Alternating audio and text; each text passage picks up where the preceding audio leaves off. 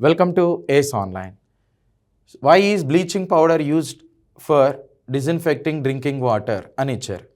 So bleaching powder ఇలాంటివి తీసుకున్నట్లయితే ఏమని ఫార్ములా అనేటువంటిది ఏం తీసుకుంటారు, CaOCl2. దీన్ని బ్లీచింగ్ పౌడర్ ఫార్ములాగా కన్సిడర్ చేస్తాం, CaOCl2. ఓకే, సో దీన్ని ఎప్పుడైతే వాటర్ ఇలాంటి వాటికి యాడ్ చేస్తామో ఆటోమేటిక్గా ఏమవుతుంది, దీని నుంచి క్లోరిన్ గ్యాస్ అనేటువంటిది వస్తుంది. నెక్స్ట్ ఈ chlorine gas next calcium hydroxide ఇలాంటి కెమికల్స్ అనేటువంటిది ఫామ్ అవుతాయి. మళ్ళీ ఫర్దర్గా ఈ క్లోరిన్ అనేది వాటర్తో రియాక్ట్ అనేటువంటిది అయ్యి దీని నుంచి మనకి ఏం ప్రొడ్యూస్ అవుతుందంటే నాసెంట్ ఆక్సిజన్. ఓకే, అంటే HCl next HOCl hypochlorous acid form అవుతాయి. ఈ హైపోక్లోరస్ యాసిడ్కి స్టెబిలిటీ అనేది తక్కువగా ఉంటుంది కాబట్టి ఇది నెక్స్ట్ ఎలా కన్వర్ట్ అయిపోతుందంటే ఇదిగోండి ఇలా HCl ప్లస్ నాసెంట్ ఆక్సిజన్ అనేటువంటిది ప్రొడ్యూస్ చేస్తుంది. అంటే బ్లీచింగ్ పౌడర్ని కలిపినప్పుడు ఏం రిలీజ్ అవుతుంది అంటే క్లోరిన్ అనేటువంటిది రిలీజ్ అవుతున్నాయి.